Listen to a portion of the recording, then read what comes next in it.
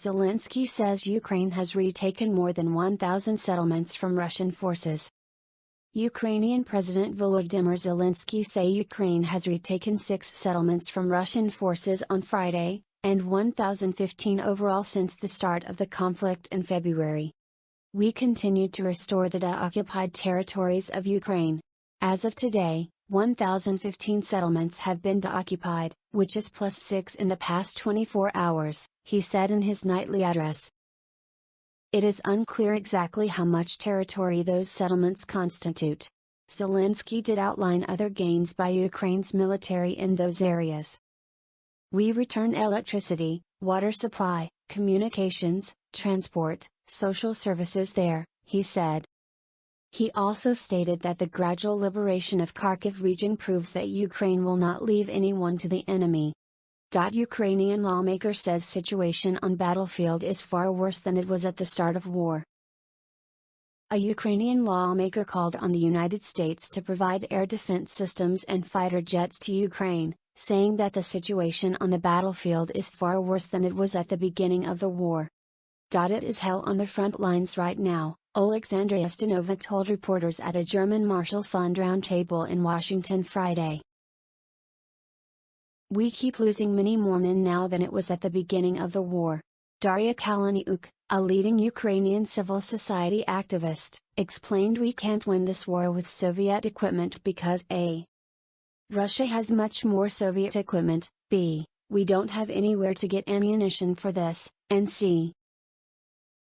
Russia simply has more people and more troops. Ustinova said Ukraine no longer seeks the Soviet era MiG fighter jets because the war has changed. Instead, she said Ukraine needs the Multiple Launch Rocket System, MLRS, Paladin self-propelled howitzers, and fighter jets like the F-16s in order to effectively counter Russia, and called on the US to begin training Ukrainian pilots to use such jets. Kaleniuk, who said she recently met with Ukrainian defense officials in Kyiv, noted that Ukraine has combat-experienced pilots, who are willing and ready to go now for trainings. They were willing to go yesterday for trainings. But there is no decision to accept them and to provide that because there is no decision to provide fighter jets. The US has begun to send heavy weaponry to Ukraine, but has yet to give them MLRS or fighter jets. Ustinova and Kaleniuk, who were in Washington this week for meetings, said that they believe there is a lack of political will that is needed for the administration to decide to send such kinds of heavy weaponry, and quickly, and the feeling that there is still fear about provoking Moscow. They decried the fact that it took so long for the US to decide to send the heavy weaponry it is sending now, with Ustinova saying, if we had howitzers 2 months ago, Mariupol would not happen because they wouldn't be able to surround like they did, to surround the city and literally destroy it. For us time means lives, thousands of lives. We've been hearing that it has been unprecedented how fast everything is moving and how fast the decisions are taking. But there has never been a war since World War II like that. And unfortunately, we keep asking here to take the decisions faster, she said. Difficult negotiations continue on evacuating badly wounded from Azovstal, Ukrainian official says. Difficult negotiations are continuing over the fate of Ukrainian soldiers still trapped in the Azovstal steel plant in Mariupol, Pavlo Kirilenko, head of Donetsk Region Military Administration, said. Difficult negotiations are underway, and they are still going on at this time, in order to save the defenders, gradually, because the Russian Federation is trying to dictate its conditions and requirements as much as possible. Therefore, in the first place, it will be seriously wounded fighters, he said. Kirilenko echoed the comments of Ukraine's Deputy Prime Minister Irina Vereshchuk that the Ukrainian side would not offer detailed comments about the process. We have to talk about it only when people will be safe. Only then we shall give any comments. Negotiations are ongoing and they are really very difficult. Because, first, the Russian Federation always changes them, the conditions. And even those agreements that are reached are not a 100% agreement with Russia, he explained. In the meantime, he said, the Russians continued to attack Azovstal from the air. These are heavy, vacuum, high-explosive bombs, the official said. Vereshchuk has also been speaking about the Azovstal negotiations, apparently seeking to tamp down expectations. There are no miracles in war. There are harsh realities. Therefore, only a sober and pragmatic approach works, she said Friday. The team is working. Negotiations with the enemy are very difficult. The result may not please everyone. But our task is to get our boys out. Everyone. Alive. U.S. Congress must pass Ukraine aid supplemental by May 19 to ensure no interruptions, Pentagon says. If Congress does not pass the $40 billion Ukraine aid supplemental by May 19, it'll start impacting the United States' ability to provide Ukraine military aid uninterrupted, Pentagon spokesperson John Kirby said during a briefing at the Pentagon on Friday. May 19 is the day we really, without additional authorities, we begin to not have the ability to send new stuff in, Kirby said.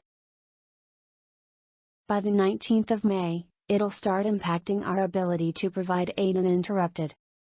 The House of Representatives passed the $40 billion supplemental this week, but the Senate failed to pass the bill after Sen. Rand Paul blocked its passage. Paul, a Republican from Kentucky, wanted more oversight of how the funds will be spent before agreeing to let the bill go to the Senate floor for a vote. Senate Majority Leader Chuck Schumer has started procedural steps to override Paul's objection, but the bill likely won't pass until next week at the earliest. There is still about $100 million left in current Presidential Drawdown Authority funding, Kirby said. That funding has not been allocated or announced yet, he added. We would like to get approval for additional authorities before the third week of this month so that we could continue uninterrupted the flow of aid and assistance into Ukraine, so obviously we continue to urge the Senate to act as quickly as possible so we don't get to the end of May and not have any additional authorities to draw upon, Kirby said. Russian general implicated in crimes against civilians in Ukraine and Syria met with UK counterpart in 2017. A Russian general, identified in a CNN investigation as responsible for targeting civilians in the Ukrainian city of Kharkiv and his role as the architect of the siege of Aleppo, was involved in high-level defense talks with his UK counterpart in 2017 after receiving Russia's highest military honor for his role in its war in Syria. Col General Alexander Zurevlyov, in his capacity as then Deputy Chief of General Staff, met with the UK's then Vice Chief of Defence Staff General Messenger for high-level talks, during a trip to Moscow in 2017 in what was characterised by the UK's Ministry of Defence as military-to-military dialogue. Zurevlyov discussed with Messenger a restart of military interaction, Russian state news agency TASS reported on February 28, 2017, quoting Russia's Ministry of Defence. CNN's investigation found that Zurevlyov's leadership in 2016 catalyzed the assault on eastern Aleppo. After he took the reins, the Russian military rapidly ramped up its attacks on the rebel-held territory and completed the siege of the densely populated city, exacting a large death toll and setting the wheels in motion for a tactic that has defined Russia's intervention in Syria: besiege, starve, bombard and grind into submission. His period of command also saw a dramatic increase in documented cluster munition attacks in Aleppo. European intelligence agency analysts who spoke to CNN on condition of anonymity said the pattern of Zurevlyov's behavior in Syria and Ukraine is the same, subjugating cities through terror. Zurevlyov was brought in with the purpose of bringing about a swift capitulation of Aleppo. He did that using much of the same methodology we see in Ukraine, ordering the indiscriminate use of cluster munitions against dense civilian infrastructure and populations, the analyst said.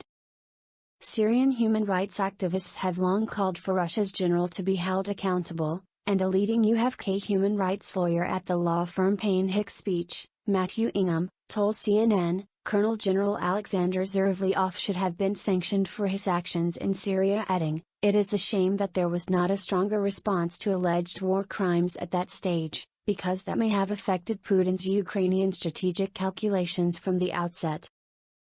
Neither the US nor the UK have taken public action against Zhuravlyov or other key Russian generals implicated in war crimes. The US State Department wouldn't comment on the specific findings of CNN's investigation but said they continued to track and assess war crimes and reports of ongoing violence and abuses. In a statement to CNN, the UK Ministry of Defence said a previous statement issued in 2017 made it clear that they supported military-to-military dialogue to minimise risk and miscalculation.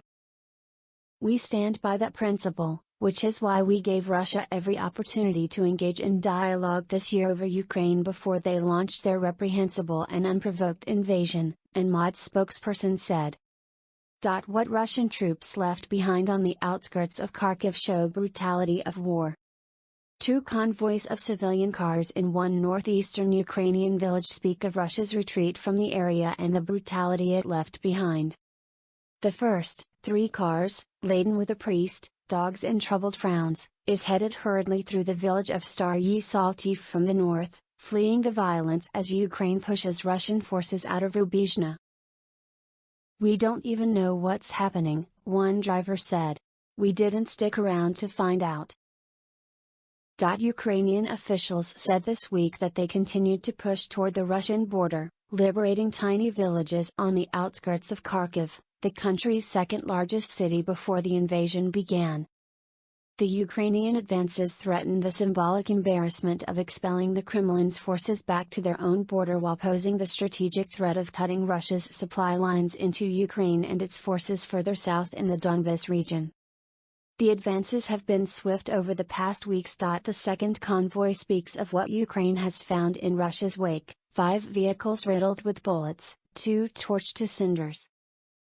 On May 4, Ukrainian officials have said, this convoy was trying to leave the town when it was shot up by Russian troops. The bullet holes concentrate on some of the driver's doors.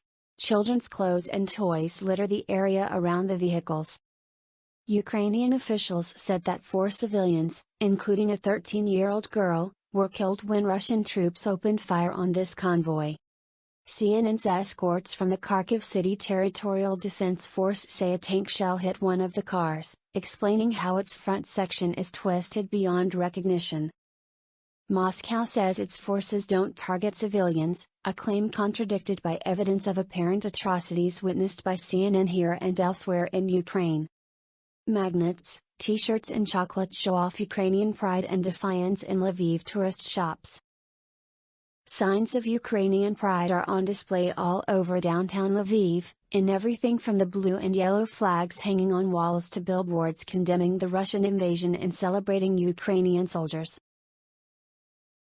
In tourist shops in and around the historic downtown of the western Ukrainian city, the national colors are printed on a bevy of items. CNN spoke to Oksana Gorjichik, who works in one of those shops. Before the war, tourists would buy souvenirs featuring the city's historic architecture or other local symbols, she said. But since March, her shop began selling products that referenced the conflict.